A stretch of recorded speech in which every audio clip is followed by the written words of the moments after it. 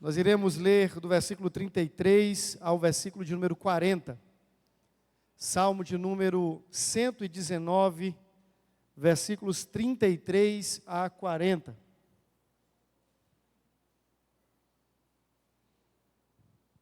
Salmo 119, 33 a 40 diz assim: Ensina-me, Senhor, o caminho dos teus decretos, e os seguirei até o fim. Dá-me entendimento e guardarei a tua lei. Guia-me pela vereda dos teus mandamentos, pois nela encontro felicidade.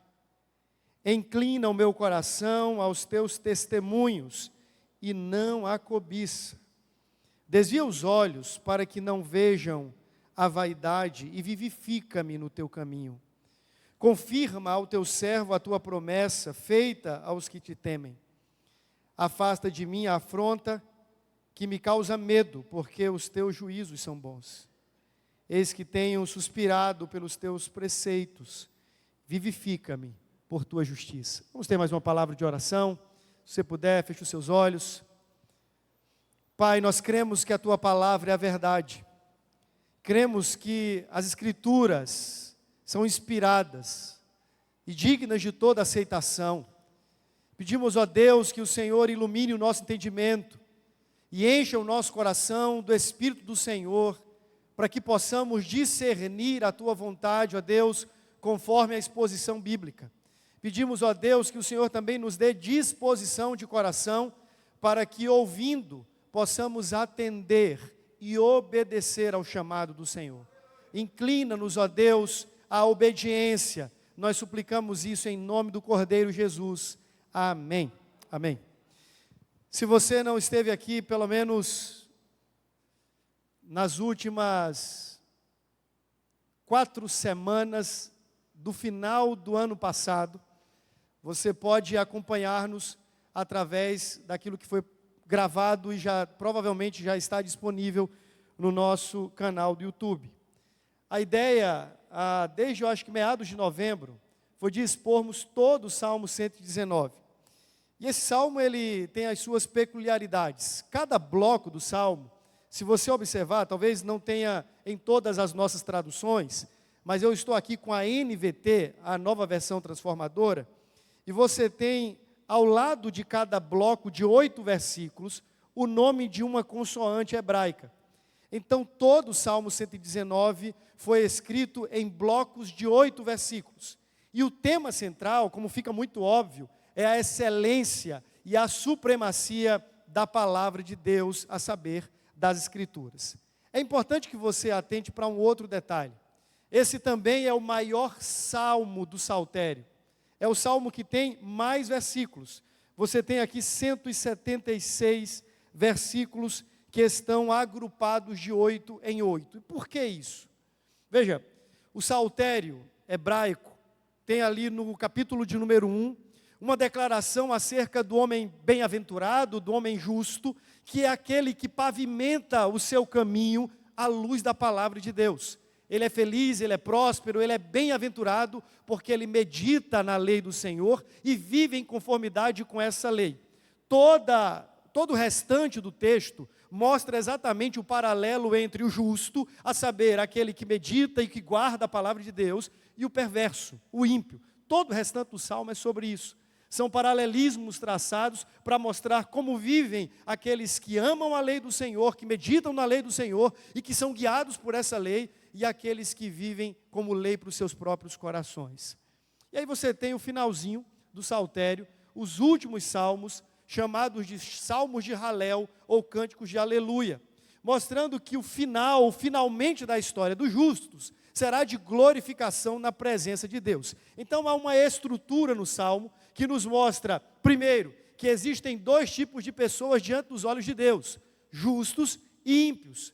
Aqueles que são justos porque observam a vida à luz da palavra de Deus, e obviamente eu expliquei isso em outra ocasião, essa justiça não tem a ver com a excelência moral, tem a ver com a atribuição de justiça aos olhos de Deus, que nós sabemos, conforme revelação, se deve ao fato de Cristo ter morrido em nosso lugar, como justiça de Deus, ter satisfeito toda a lei e então, uma vez que nós cremos nele, nós recebemos essa justiça na nossa conta, o que também se chama de justificação pela fé.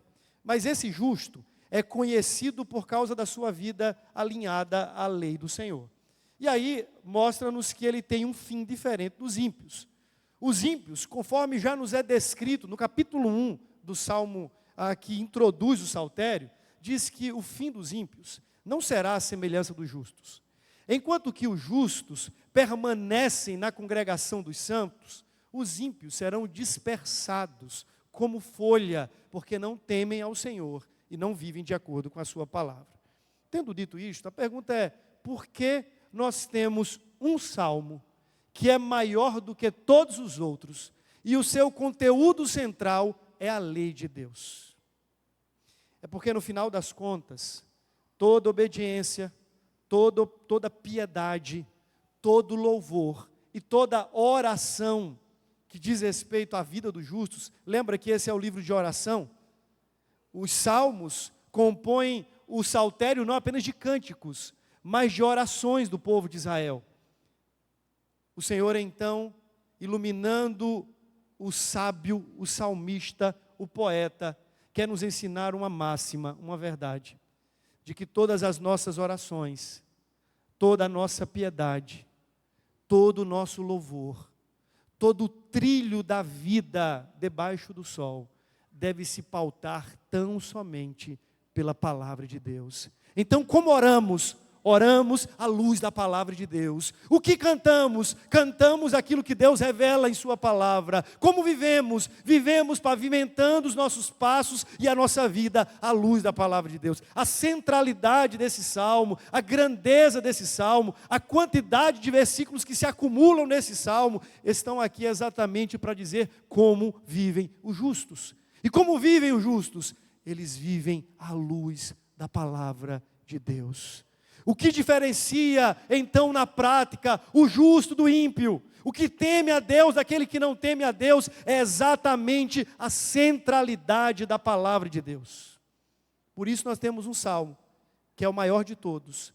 Vale salientar o maior capítulo de toda a Escritura, para nos dizer que a nossa vida deve ser centrada, centralizada e pautada tão somente nas Escrituras. Essa é a revelação de Deus, irmãos.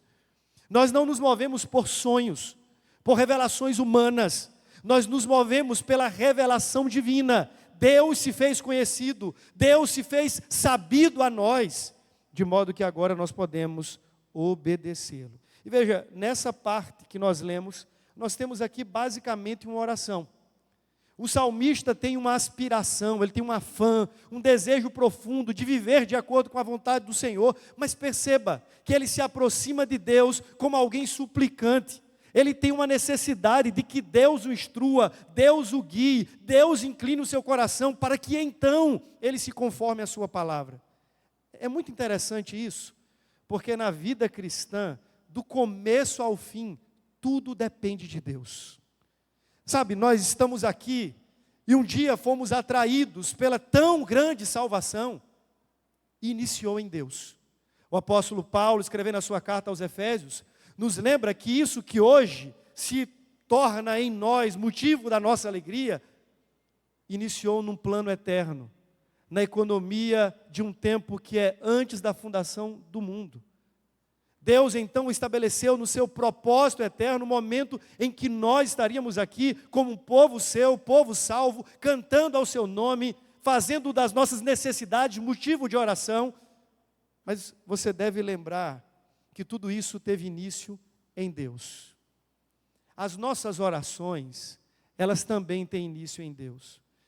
Eu gosto do Salmo de número 27, no momento em que o salmista diz assim: ao meu coração me ocorre, versículo 8, ao meu coração me ocorre, buscai a minha presença. Você já parou para pensar que até a nossa intenção de buscar a Deus, de orar a Deus, parte do próprio Deus, movendo, inclinando o nosso coração a Ele, e então o salmista resolutamente responde. A nossa relação com Deus é uma relação responsiva. Deus não nos é refém, Deus não está reagindo às nossas ações como se nós fôssemos protagonistas. Não. A história nos mostra que Deus age e nós respondemos. A nossa liturgia, se você chega no culto dominical, não sei se você já parou para pensar em como a liturgia é organizada, mas a liturgia é responsiva. Deus nos chama a adorá-lo, nós então cantamos. Deus confronta os nossos pecados, nós então confessamos. Deus se revela a nós através do Evangelho e nós o exaltamos. É sempre nessa relação onde Deus é o agente ativo e nós estamos respondendo a Ele. Se você observar, não apenas na salvação, mas na oração, como mencionado no Salmo 27, versículo 8, e aqui na nossa obediência, nós dependemos de Deus. Ninguém obedece a Deus e tem uma vida piedosa, alinhada com a sua palavra, porque é esmerado. O Evangelho não tem a ver com mero esforço humano. A fé cristã não se baseia na força de vontade que temos. É importante que entendamos que todo ato de obediência, todo exercício de justiça, todo alinhamento e aprumamento do nosso coração ao Senhor e à sua palavra, parte de uma ação dele mesmo, nos inclinando a fazer isso.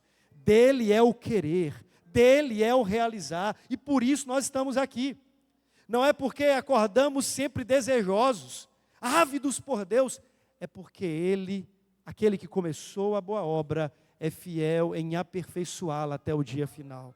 Então observe que ele diz assim: Senhor, eu preciso que Tu sejas o meu mestre, e que o Senhor me ensine os seus próprios decretos. Eu preciso que o Senhor revele a minha sua vontade, e então, veja, em resposta, eu te seguirei até o fim.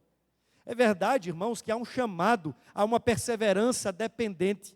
Deus nos convida a esse esforço responsivo, mas lembre, é resposta.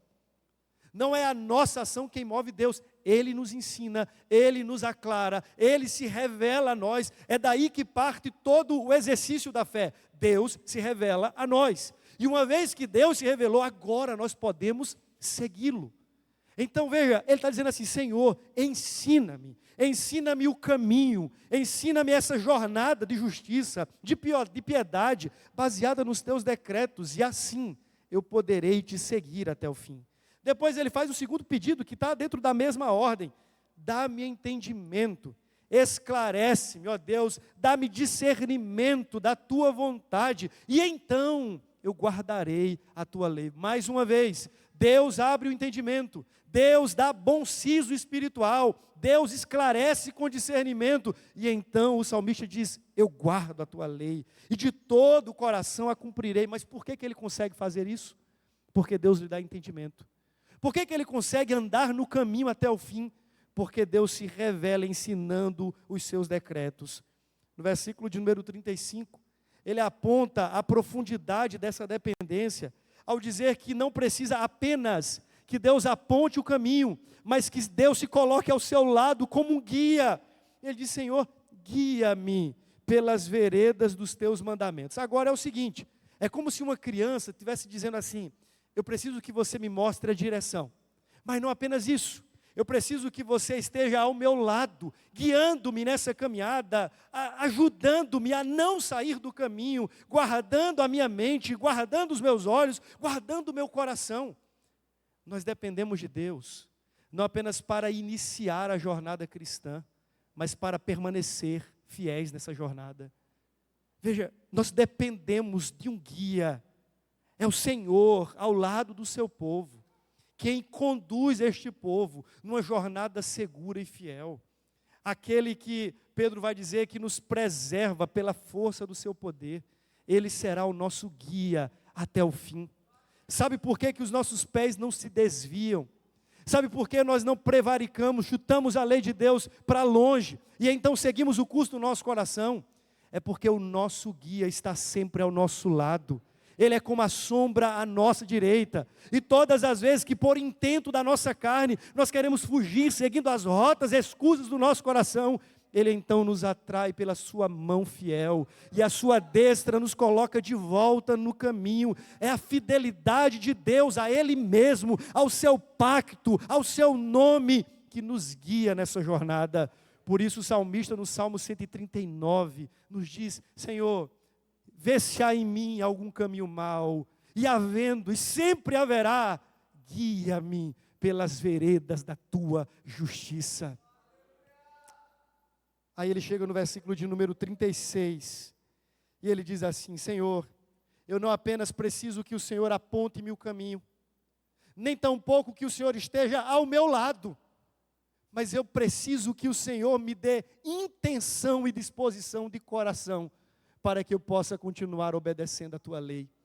Ele diz assim: então, inclina o meu coração, ó Deus, inclina o meu coração à tua palavra, inclina o meu coração aos teus mandamentos, inclina o meu coração. Até nas nossas intenções mais profundas, nós dependemos de Deus para amá-lo e para obedecê-lo. Ele está pedindo: Senhor, o meu coração não é bom, ele é corrupto e é enganoso, facilmente se deixa perder ou distrair. Portanto, ó Deus, inclina o meu coração, me dá santa disposição, para que estando neste caminho, eu encontre neste caminho o prazer que está na tua lei. Veja que no versículo de número 35, ele diz que o final dessa jornada é a felicidade. Guia-me pela vereda dos teus mandamentos, pois nela, na vereda, eu encontro felicidade. É possível interpretar esse texto de duas maneiras. Eu gosto da segunda. A primeira delas é que nós andamos na vereda e o que nos espera ao final é a vereda da eterna felicidade. Eu prefiro uma segunda interpretação. É que a própria jornada já é uma jornada de muitas alegrias. Andar com o Senhor não tem a ver apenas com acumular pontos para então gozar eternamente de um bem supremo. Não. Começa aqui e agora. Você lembra que Jesus disse que a vida eterna já é uma realidade?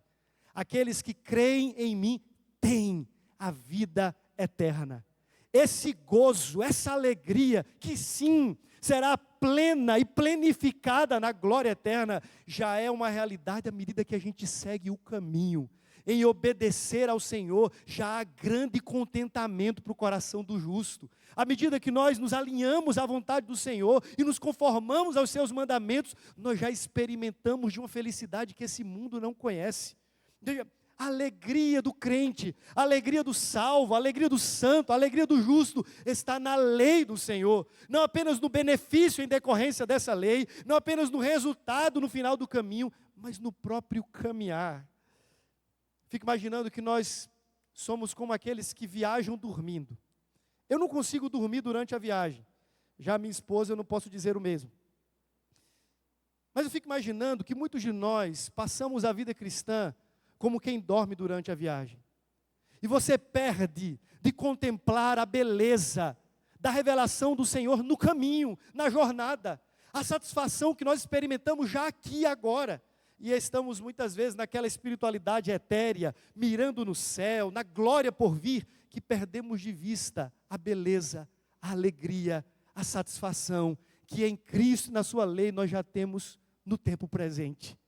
O apóstolo Paulo diz, e é verdade, que esta alegria não pode ser comparada com aquela outra, mas ela já é uma realidade aqui. Portanto, entenda, eu quero ser alguém muito feliz. Alinhe o seu coração, a sua jornada e a sua vida à palavra de Deus. Ele é o fabricante. Ele é aquele que criou todas as coisas e sabe como as coisas funcionam. E se você deseja ter vida plena, felicidade plena, então ande em conformidade com os mandamentos, com os alinhamentos, com os regramentos estabelecidos pelo Criador Supremo. Para um crente, a obediência à palavra de Deus não deveria ser motivo de pesar. Eu sei, e agora eu quero ser muito franco, que nem sempre nós obedecemos felizes da vida. Até porque a obediência a Deus não depende do nosso sentir. Não está condicionada a um humor, do tipo assim, eu estou com vontade de obedecer. Hoje eu acordei animado para obedecer e vou obedecer. Não. A nossa obediência a Deus parte de uma relação de amor e de subordinação. Nós amamos o Senhor e respondemos ao amor que dele recebemos, o obedecendo. mas o fazemos também porque Ele é o nosso Senhor e nós somos os seus servos. E a despeito de como estivermos, nos sentimos nesse ou naquele momento, nós temos um dever perante o santo e devemos obedecê-lo. Mas entenda que para o cristão, isso deveria ser motivo de grande alegria. Porque o ímpio, ele não pode obedecer à lei do Senhor. Ele é escravo da lei da carne. Ele é refém deste mundo. Quanto a nós, fomos libertados pelo poder do Evangelho. E agora podemos dizer pelo Espírito, não à lei infame do nosso coração, e nos curvar como escravos por amor, àquele que nos amou e nos render diante dele em obediência. Deveria ser o seu motivo de grande prazer, meu irmão, o poder andar na lei do Senhor. Isso aponta para o fato de que você já não é mais escravo da carne, nem do mundo e nem de Satanás. Você foi feito justo no justo e agora pode andar na lei do Senhor e fazer dessa lei motivo da sua alegria. Então ame ao Senhor, ame a lei do Senhor, peça ao Senhor para que Ele traga ao seu coração contentamento com a sua palavra. E eu encerro dizendo que o salmista por 2 vezes menciona uma ação vivificadora de Deus. Em outro momento ele fala, vivifica-me pela tua palavra. E agora ele diz assim, vivifica-me, ó Deus, e não permita que os meus olhos se desviem à falsidade, à vaidade. Vivifica-me, Senhor. Sabe, meus irmãos, não há vida espiritual, pujante, saudável. Não há igreja operosa e viva a parte da palavra de Deus. Se você pega o vivifica-me apenas isoladamente, você pode falar sobre qualquer coisa, mas entenda, ele está falando dentro de um contexto em que ele está dizendo assim, Senhor, sopra em mim a vida necessária para que eu possa viver de acordo com a tua lei. O pedido por vivificação é um pedido para que Deus dê as condições necessárias para que o meu coração, em resposta a essa vida recebida, possa andar em conformidade com a sua palavra. Um crente vivo, uma igreja viva, um povo vivo, é um povo alinhado com a palavra viva do Senhor. Em Hebreus capítulo 4, nós lemos que essa palavra é viva e eficaz. E todas as vezes que Deus resolve trazer nova vida sobre a sua igreja, Ele o faz através da palavra. A palavra é a espada do Espírito, é o sopro divino que traz vida ao coração morto. Muitas vezes nós, como cristãos, estamos cambaleando. Fisicamente vivos, espiritualmente mortos, mortos na devoção, mortos no ministério, mortos na nossa alegria e no nosso contentamento diante do Senhor. E como então o Senhor nos vivifica? Nós oramos para que Ele nos vivifique, trazendo nova vida, para que os nossos pés estejam outra vez alinhados à sua palavra. O que é avivamento, senão Deus trazendo nova vida ao povo, no sentido de trazê-los de volta à sua palavra. Quando você olha para os grandes avivamentos da Bíblia, ou da história, você descobre que Deus está fazendo algo muito simples, apesar de ser sobre-humano, é trazer o povo de volta à palavra. As reformas de Josias, Ezequias e tantos outros reis, o que eles fizeram? Trouxeram o povo de volta para a palavra. E o povo então, no Espírito e na palavra, voltaram a ser operosos diante de Deus. Quando a gente olha para a reforma protestante, o que foi a reforma protestante? Deus soprando no meio do seu povo um ânimo novo para que este povo volte à sua palavra. Uma igreja viva é uma igreja centrada, saturada, encharcada pela palavra de Deus. É essa palavra, irmãos, que deve centrar as nossas ações, centrar a nossa piedade. É essa palavra que deve centrar as nossas orações, deve centrar a nossa devoção. É essa palavra que deve ser central à nossa pregação. É essa palavra que deve pavimentar tudo que nós fazemos como igreja. É essa palavra. E nós precisamos orar, clamar, para que Deus instrua-nos, guie-nos, incline o nosso coração e abra o nosso entendimento para que sejamos cada vez mais um povo bibliocentrado. Nós precisamos caminhar segundo a palavra de Deus. Fazendo isso, estaremos vivendo exatamente para sinalizar ou por sinalizar a justiça que recebemos e teremos encontrado nessa jornada alegria plena para o nosso coração. Queria nesse momento convidá-lo a fechar os seus olhos e orar ao Senhor. Peça a Deus que lhe dê amor por essa palavra. Eu sei, e eu sou igual a você. Existem dias que nós acordamos e nós estamos com o nosso ânimo espiritual em baixa.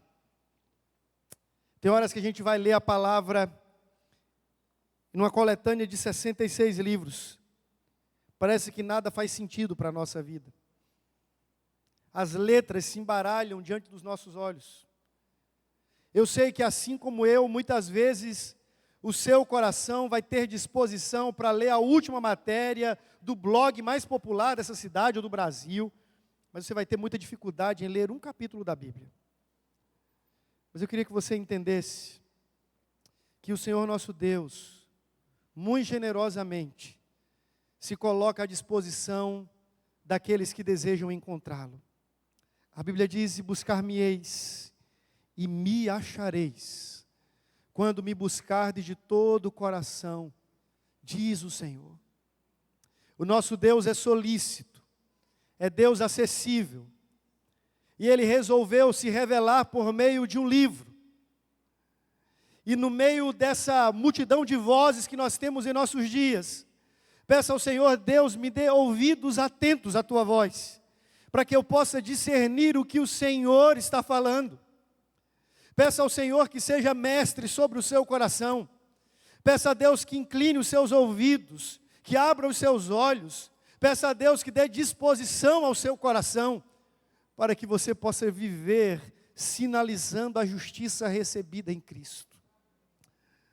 Fique sabendo, meu querido irmão, que é na palavra de Deus que nós encontramos a vereda da justiça e da alegria.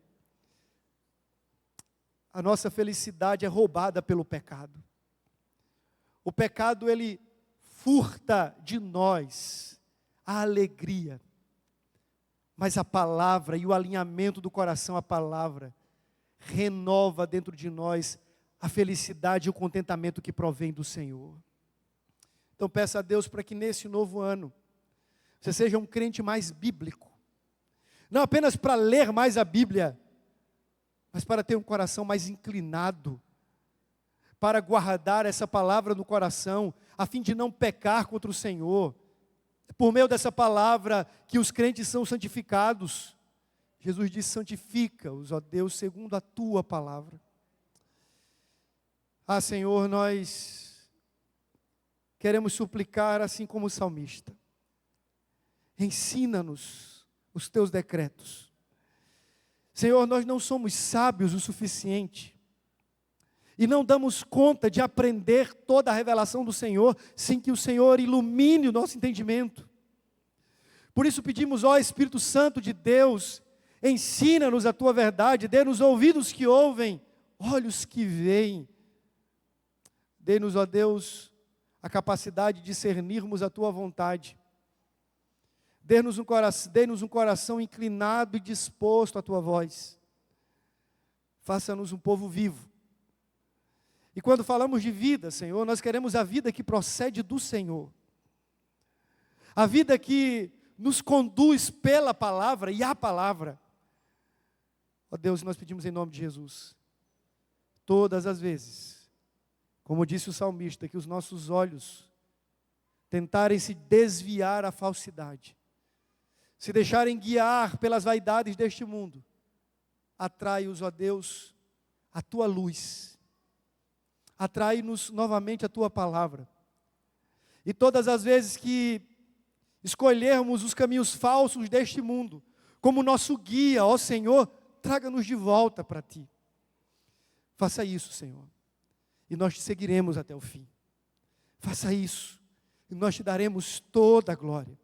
Faça isso, Senhor, e nós encontraremos nas tuas veredas grande felicidade para o nosso coração. Faça isso, Senhor, e nós viveremos como um povo vivo, uma fé viva a um Cristo vivo. É a nossa oração, em nome de Jesus. Amém. Amém.